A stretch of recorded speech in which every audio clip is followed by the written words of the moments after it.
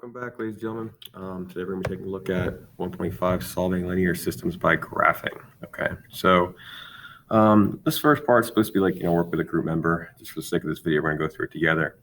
With your group members, look at the following graph with two equations. What point seems to have some significance for both lines? Well, okay. If you take a look at this graph, all right, you'll notice that they do intersect at a particular point, all right? This point being 1, 2. All right. So here's what you got to realize, and I'm pretty sure many of you already do. When you have an equation of a line, like y equals negative x plus 3, every point that's on that line is a point that makes this equation true. Okay. The same goes for y equals 3x minus 1. All right. So, for example, let's see here. If you could find, I'm looking at y equals negative x plus 3, 3, 0. If you plug the 3 in for x, negative 3 plus 3 gives you 0, y is 0. That's a true equation. Well, why does this point stand out to us right here in the middle? Is because this point is the one point that makes both of these equations true, okay? It's the one point that makes both equations true. All right. So something to think about down here. What points do you think would be significant if I had parallel lines? So a quick refresher, parallel lines are lines that never intersect, all right? So where do these lines pass? Well, we just kind of talked about they never intersect. So what's going to happen here is the solution for this one is going to be null set. You can't have a solution for that one, okay? If they're parallel, they never intersect. That isn't going to work.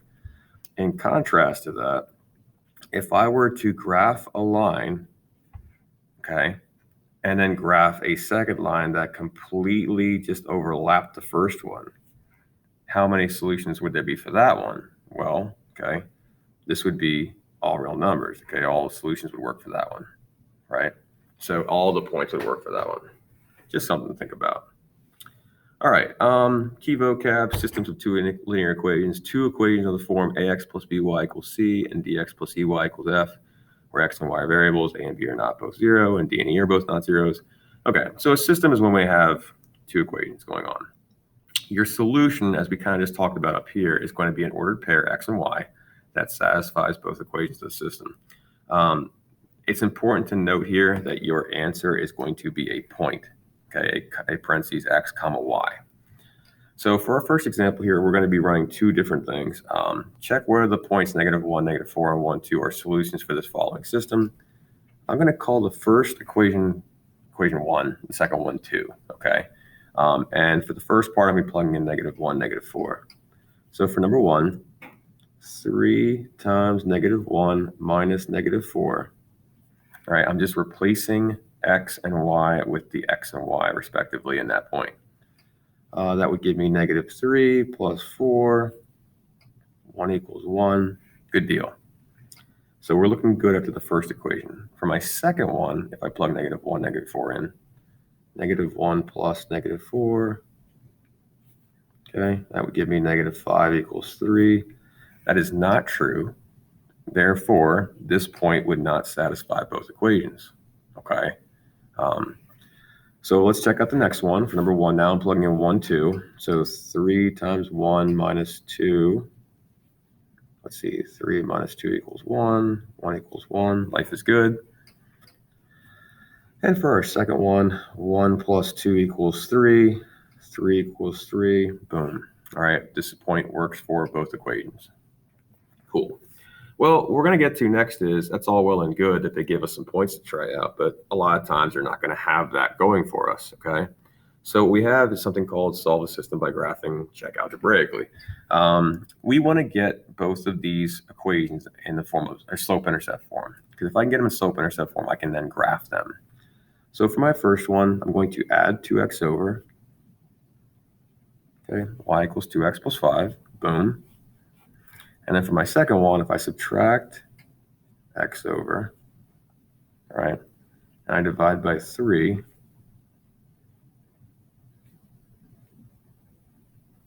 okay. Now, it says to solve it by systems by graphing. I'm going to show you guys this via graphing calculator. Now, you may also use Desmos, all right, which I can show you guys in a minute. But if I go to y equals up top here, 2x plus 5, and I hit enter, okay, now that's stored in there.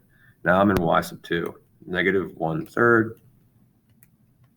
x plus 8/3. Okay, if I graph this, you'll notice that my graph is off to the side here a little bit. It actually kind of works out pretty nice. We can see it better. I want to figure out what that point is. Now, you can sometimes move this cursor by hitting these buttons left and right, okay?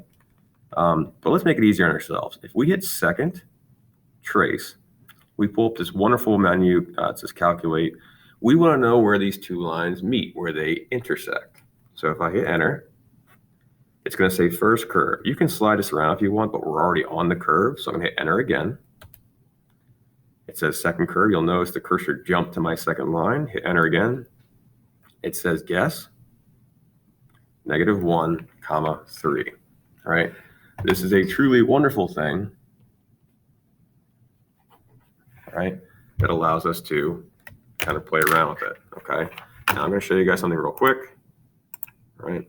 If you were to go to desmos.com, right, we want the graphing calculator. This is very much similar to the last one. If I can type in y equals 2x plus 5 and y equals negative 1/3 x plus 8/3. Okay. You'll notice that, boom, it's right here as well. You can just kind of hover over top of it. Again, I want you to get comfortable with both. The graphing calculator is more steps, obviously, but that's the thing you can use on an SAT or ACT or in your classes down in the future. Okay, cool.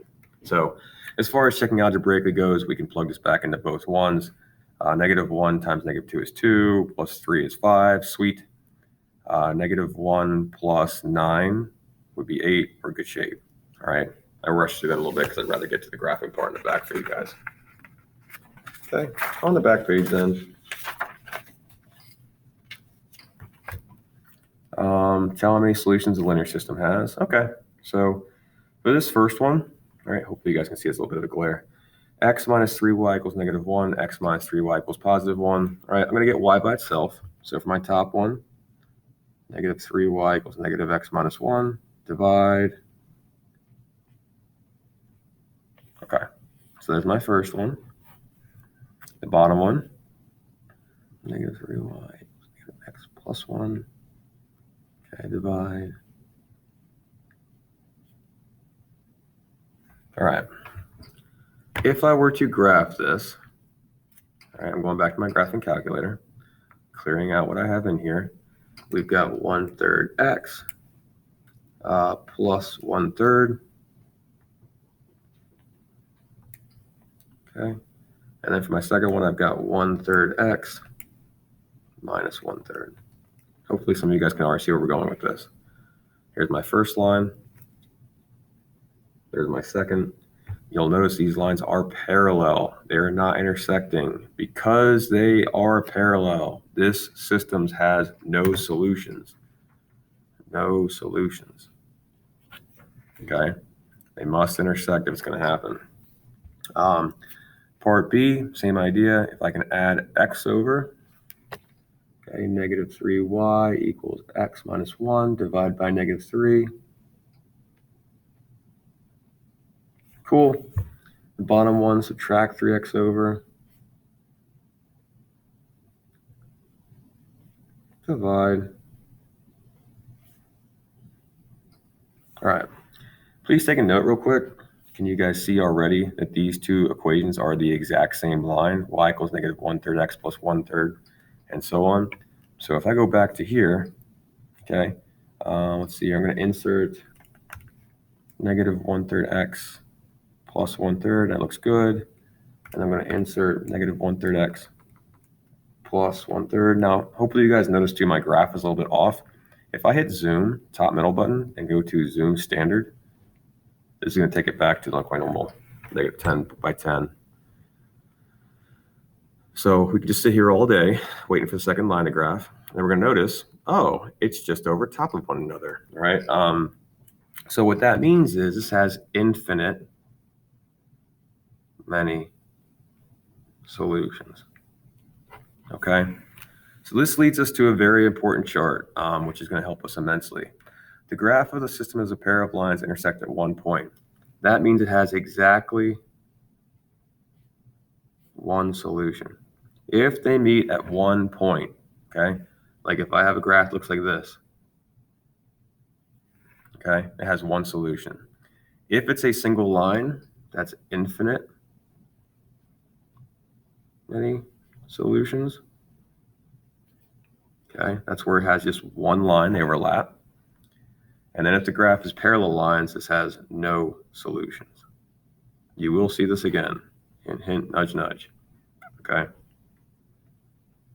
Cool, good stuff.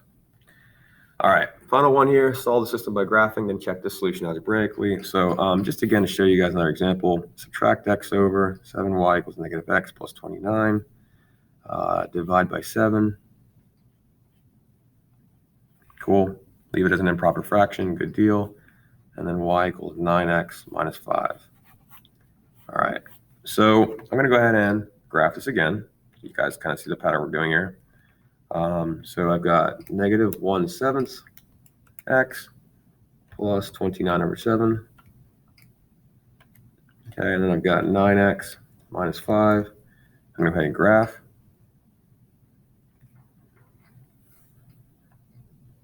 Okay, so second, trace, intersect, first curve, second curve, guess. 1, 4. Okay, so we write our answer as a point. Life is good. There you go. Okay, so guys, I hope this helped. Keep up the great work, and as always, good luck. We're all counting on you.